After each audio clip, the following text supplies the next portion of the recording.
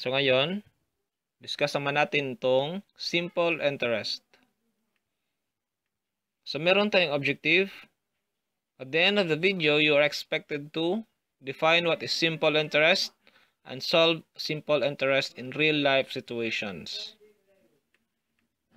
So, ano ba ang simple interest? What is simple interest? So, it's the amount of money charged by multiplying the principal amount with rate of interest and the time. So, depending days, months, or years ang time, it has been charged. So, ang simple interest, ito yung interest lang na makukuha mo sa paghihiram mo ng pera. So, simple interest formula, I equals PRT. Ang I is yung interest, P yung principal amount, yung hiniram ng isang tao, yung R ay yung interest, rate of interest, meaning yung percent. Kung magkano, for example, 10%, 5%, ang time naman ay yung days, months, or years. Depende kung ang pautang ay pwede araw, or buwan, or isang taon, or taon-taon. So, kung hanap mo naman ay yung principal lang, meron kang nakuha na interest at yung meron alam mo rin yung rate of interest, yung porsyento, tapos yung time, so makukuha mo yung P or principal. Ito naman yung formula para sa rate of interest. Kung gusto mo makuha kung magkano yung interest ng magkano ang porsyento or ng interest ng yung hinihiram. Tapos yung time. Ito. Para malaman mo kung ano yung time. Kung ilang buwan o ilang taon mo hiniram ang isang interest. So, where I is interest, P is principal, R is rate of interest. Yung rate of interest, ito yung porsyento. And T, time of terms in years or fraction of a year. Yun yung buwan, araw. So, maturity value, amount, or balance. Ito yung maturity value or amount or balance. So, kung gusto mo makuha yung total ng iyong hiniram, yung total na iyong hiniram plus yung interest na idadagdag, ito yung magiging formula.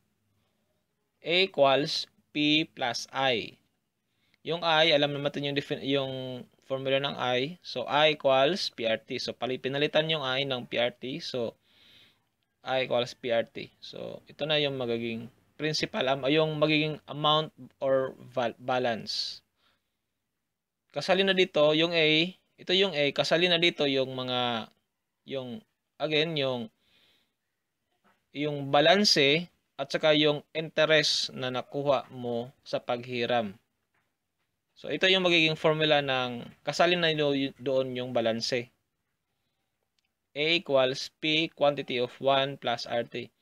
Yung P kasi dito isa laws ng algebra. So, parang common kasi nila ito. So, nilagay dyan sa labas. Tapos, finactor out. So, ito yung itong P pinalitan ng 1 plus RT na lang. Ito yung magiging single form or single formula. So, ang A, ito yung maturity value. Kasali na dyan yung interest na nakuha mo. Plus yung principal amount mo. P yung principal, I is interest, and R is rate of interest, yung porsyento ng panghiram. So, the P or principal is sometimes called face value or present value. So, example, Teresa borrowed 120,000 pesos from her uncle. If Teresa agreed to pay an 8% annual interest rate, calculate the amount of interest she must pay if the loan period is. So nakikita nyo dito, gusto niyo lang makuha yung interest ng amount of interest na hinuram niya. So Sa problem din na ito, nakikita nyo na annual interest. So, hindi monthly, hindi rin weekly or daily, kundi annually. So, ang time nito is 1. Ang 1 meaning 1 year, ang 2 meaning 2 years. So, nakita natin merong 9 months, merong 18 months. So, isasagutin natin yan ngayon. So, solution, ang P nito, alam natin na ang P o yung principal amount is yung 120,000. Yung kanyang hiniram. Tapos, yung porsyento, 8%. Tapos, yung time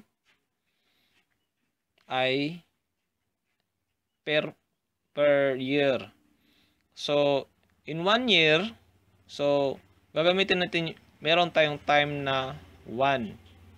Kasi per year, kasi ito annual. Basta annually, meaning per year. So, sa T natin ngayon is 1. So, ang solusyon yan, then I equals PRT.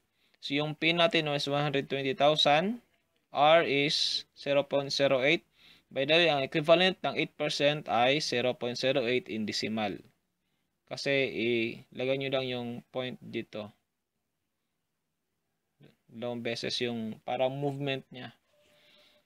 So, yung T naman time is 1. Kasi 1 kasi annual kasi ito. Then 1 year. So, 1. So, multiply itong tatlo, 120,000 times 0.08 times 1, 9,600. So, sa isang taon, meron siyang interest na 9,600 na babayaran. Kung isasali mo, o isasali niya yung principal amount, so, ang lahat-lahat, ang babayaran niya ay 129,600 pesos. Dinagdag na dito yung interest na nakuha niya sa isang taon. Ito yung tinatawag na amount balance. So, B naman, we are given 120,000. So, R is 8%. Ang T naman natin dito is 9/12. Kasi 9 months lang siya, mag-i-stop na siya magbayad. Kasi gusto niya nang bayaran lahat within 9 months. So, ang time ay magiging 9/12. Kasi kasi 12 ang dito sa denominator kasi annual kasi ito, annually. So, dapat 12. Then, months dito. So, 9 months. So, 9/12. So, multiply nyo lang. 120,000 times 0.08 times 9 divided by 12 is 7,200. So, kumpara nyo, mas maliit dito kumpara dito. Kasi 9 months lang ito nabayad. So, sa C naman, 18 months. So, 18 months. So, we are given 120,000, 8% or 0.08, and T is 18 divided by 12. Ito yung, kasi hindi kasi siya yearly yung pagkalagay months kasi, so 18/12. So, 120,000 times 0.08 times 18 divided by 12 is 14,400. Check nyo yan sa calculator ninyo. So, another example. So, John borrowed 1,000 pesos with an interest rate of 10% per month. So, ito naman is yung per month. Hindi per year, kundi per month. So, yung time natin, ang 1 dito is 1 month. Ang 2 dito is 2 months. Ang 1 year dito is 12 months. So, kung maglagay sa problem na 1 year, so meron siyang 12 months na babayaran. So, what is simple interest after 8 months? So merong 8 ang time dito. So, given P is 1,000, R is 10% of 0.10, then T is 8. I equals PRT. So, multiply nyo lang ito lahat. 1,000 times 0.10 times 8 is 800. So, within 8 months, meron siyang babayaran na interest na 800. Plus, ang principal amount, which is 1,000. So, 1,800 lahat-lahat. So, we'll have 800 as simple interest. All in all, he will pay 1,800 including from the principal amount and the interest. So, ganyan. So, dito sa simple interest, iba itong simple interest sa compound interest. Ipapaliwanag natin mamaya ano yung compound interest. Kasi dito sa simple interest, hindi kasali ang unang interest sa pag-compute sa ikalawang buwan. So, for example, nang hiram ka ng 1,000, ito, sa compound interest, hiram ka ng 1,000, tapos, merong, sa pagdaan ng isang buwan, merong interest yan na 100. So, sa susunod na buwan, kasali na yon, i-compute na yung 100. So, magiging 1,100, i-compute yung 10% or 10% ng buwan na yon. So, ito yung magiging ganyan. So, kasali sa compound interest, kasali na yan. So, dito, simple interest lang ito. So, what you learned? So, you learned about simple interest and how to compute it. So, thank you for listening. If you have some question, just comment below.